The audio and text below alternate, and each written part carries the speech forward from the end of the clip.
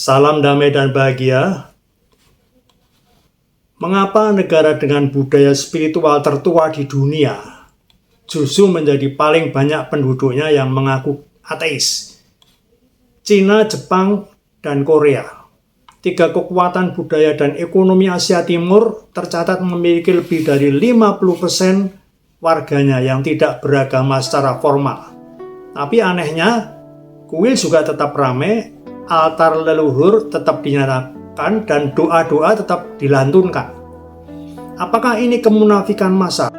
Atau justru ini adalah bentuk spiritualitas baru, tanpa Tuhan, tanpa kitab suci, tanpa surga dan neraka, tapi tetap memiliki kedalaman, kesalehan, dan keteraturan moral? Mari kita telusuri jejak sejarah, filsafat, dan budaya yang membentuk wajah Asia Timur modern yang religius tapi tidak beragama ini. Di balik angka statistik, ada jejak panjang peradaban tanpa Tuhan personal. Cina, Jepang, dan Korea dipengaruhi tiga agama, Buddha, Tao, dan Konfusius. Buddhisme Mahayana yang mendominasi Jepang, Korea, dan Cina bagian utara, itu kepercayaan mereka tidak mengenal Tuhan pencipta. Tujuan hidupnya adalah mengalami pencerahan, nirvana, yang dicapai melalui meditasi, disiplin batin, dan kebijaksanaan. Dalam Buddha tidak ada keyakinan akan jaminan keselamatan dari luar atau dari Tuhan. Semua tergantung pada latihan batin. Kemudian ada kepercayaan asli yang disebut Taoisme, suatu agama yang bersifat mistik, yang alami, yang lahir di Cina. Mereka tidak menyembah Tuhan, tapi mempunyai paham bahwa hidup itu mengalir bersama Tao atau jalan semesta. Dan punya prinsip Wu Wei, bertindak tanpa memaksakan kehendak, bahwa hidup harus selaras dengan alam semesta. Kemudian ada keyakinan Konfusianisme, Konghucu, yang berisi ajaran moral dan etika, tidak berpusat pada Tuhan, tetapi mengajarkan nilai-nilai harmoni keluarga, masyarakat, dan negara. Ritual penganut Konghucu ini atau Konfusius ditujukan untuk langit atau disebut dalam bahasa Cina-nya Tian dan leluhur, dan dilakukan bukan sebagai ibadah tapi penghormatan sosial dan kultural.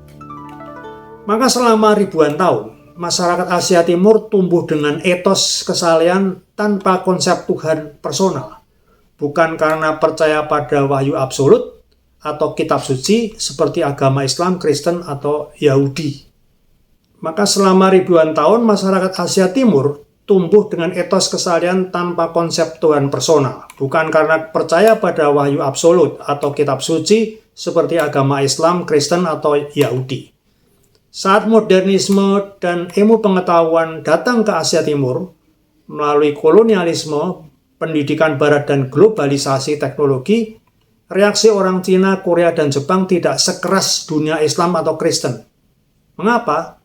Karena mereka tidak punya dogma yang bertentangan langsung dengan sains, tidak mengenal kisah penciptaan kitab suci dan wahyu, tidak memiliki kewajiban iman seperti Tuhan sebagai satu-satunya jalan keselamatan.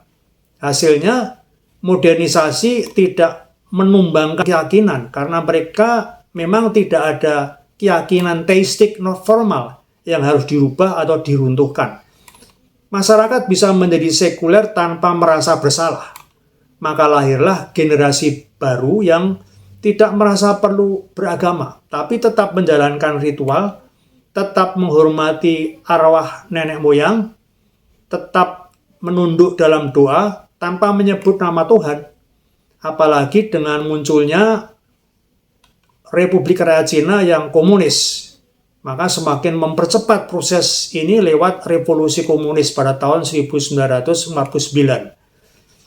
Pernah terjadi penindasan memang kepada agama-agama teistik seperti Kristen, Islam, dan Buddha gaya Tibet. Republik Rakyat Cina itu mempromosikan ateisme ilmiah dan Marxisme. Namun uniknya, kemudian negara tetap menoleransi Buddhisme, Taoisme, dan Konfusianisme. Dan sekarang mulai menghidupkan kembali ritual leluhur dan nilai-nilai etika kuno. Bukan sebagai agama, tapi sebagai budaya bangsa. Maka Cina itu menjadi unik.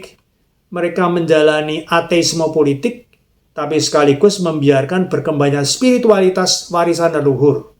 Hingga kini, lebih dari 70% penduduk Cina tidak mengaku beragama. Tapi mereka masih berdoa di kuil, menyalakan dupa, membaca kitab suci agama Tao seperti I Ching atau Tao Te Ching. Bagaimana dengan Jepang? Jepang menjadi contoh paling menyolok dari religiusitas tanpa Tuhan. Lebih dari 60% orang Jepang mengaku ateis atau agnostik. Tapi lebih dari 90% orang Jepang melakukan ritual Shinto dan Buddhis. Dan hampir semua keluarga itu memiliki altar leluhur di rumah. Filsuf Jepang Keiji Nishitani menyebut ini sebagai void-centered spirituality atau spiritualitas yang berpusat pada kehampaan, bukan pada zat ilahi. Maka religiositas Jepang tidak memerlukan kepercayaan, tapi perasaan hormat, kebersamaan, dan keterhubungan dengan alam dan leluhur.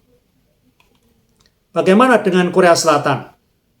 Korea Selatan itu juga unik. Salah satu negara dengan gereja Protestan paling besar di Asia, tapi juga memiliki populasi tidak beragama hampir 60%. Mengapa terjadi seperti itu?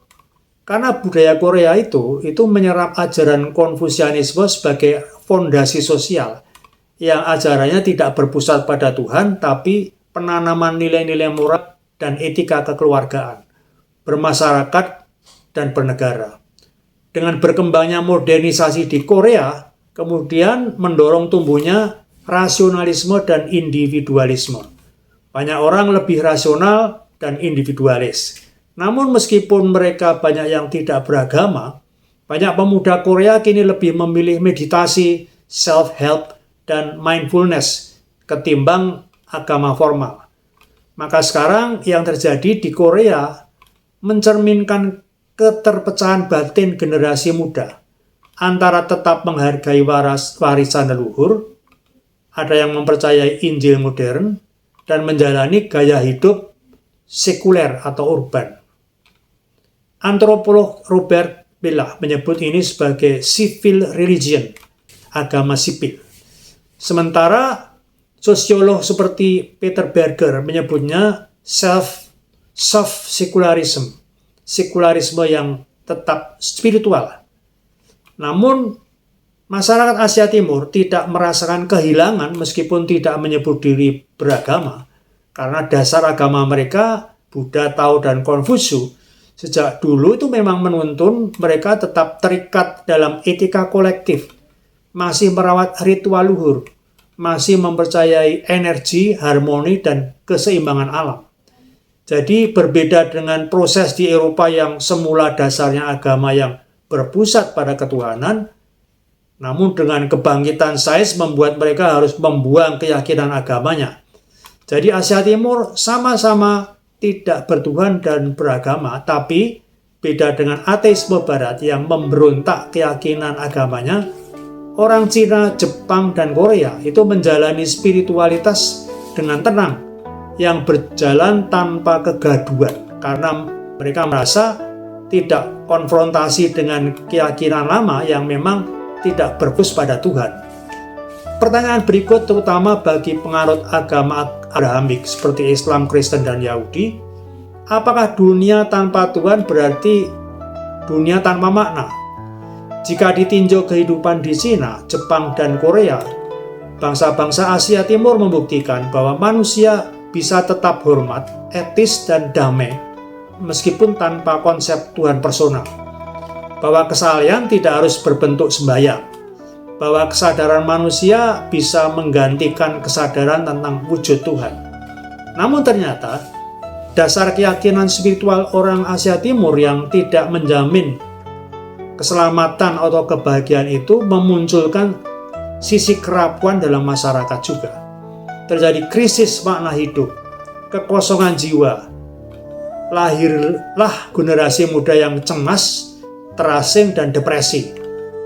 Mungkin karena itu praktek meditasi, pencarian spiritual, dan bahkan agama-agama baru kini menjadi kembali dicari.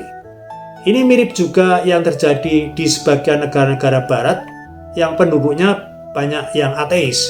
Statistik menunjukkan tingkat depresi meningkat, kecemasan dan bunuh diri melonjak. Manusia makin merasa kesepian meski mudah terkoneksi melalui teknologi. Dunia terus berubah, tapi manusia tetap butuh cahaya dan jaminan ketenangan dan kedamaian hidup, entah dari Tuhan, dari batin, atau dari langit tanpa nama. Mungkin orang-orang Asia Timur sedang banyak bertanya saat ini, apakah dunia bisa damai tanpa Tuhan? Atau justru Tuhan sedang dalam bentuk lain, bukan sebagai suara dari langit, tapi sebagai bisikan halus dalam kesadaran yang sunyi.